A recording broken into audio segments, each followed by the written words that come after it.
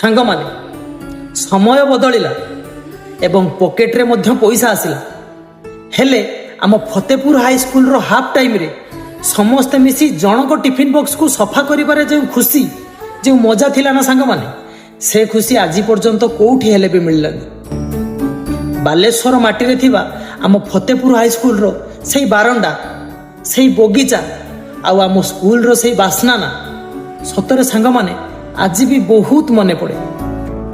ସମସ୍ତେ ନୀଳ ରଙ୍ଗର shirt pant ପିନ୍ଧି ସାଇକେଲରେ ରେସ୍ ଲଗାଇବା ଠାରୁ ଆରମ୍ଭ କରି ଆଜି ସମସ୍ତେ ନିଜ ନିଜ କ୍ୟାରିୟରରେ ବ୍ୟସ୍ତ ରହିବା ପର୍ଯ୍ୟନ୍ତ ଆମେ ବହୁତ ଆଗକୁ ଚାଲି ଆସିଛେ ସତ, ହେଲେ ଆମ ବନ୍ଧୁତା ନା ସେଇ ବାଲେଶ୍ୱରିଆ ଭାଷା ଭଳି ମିଠା ଏବଂ ମଜବୁତ ଅଛି।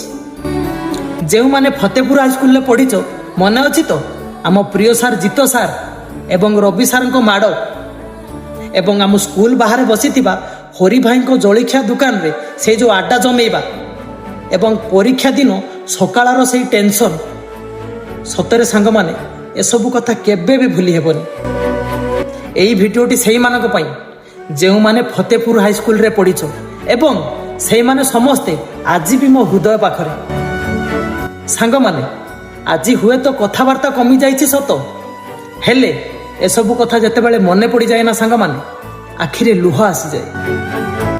ଭଗବାନଙ୍କୁ ମୋର କେବଳ ଗୋଟିଏ ପ୍ରାର୍ଥନା, ପରଜନ୍ମରେ ନା ମୋତେ ସେଇ ସବୁ ସାଙ୍ଗ ଗୁଡ଼ାକୁ ଦେବେ ଯେଉଁମାନଙ୍କ ସହ ମୁଁ ମୋ ପିଲାଦିନ ପୁରା କାଟିଛି।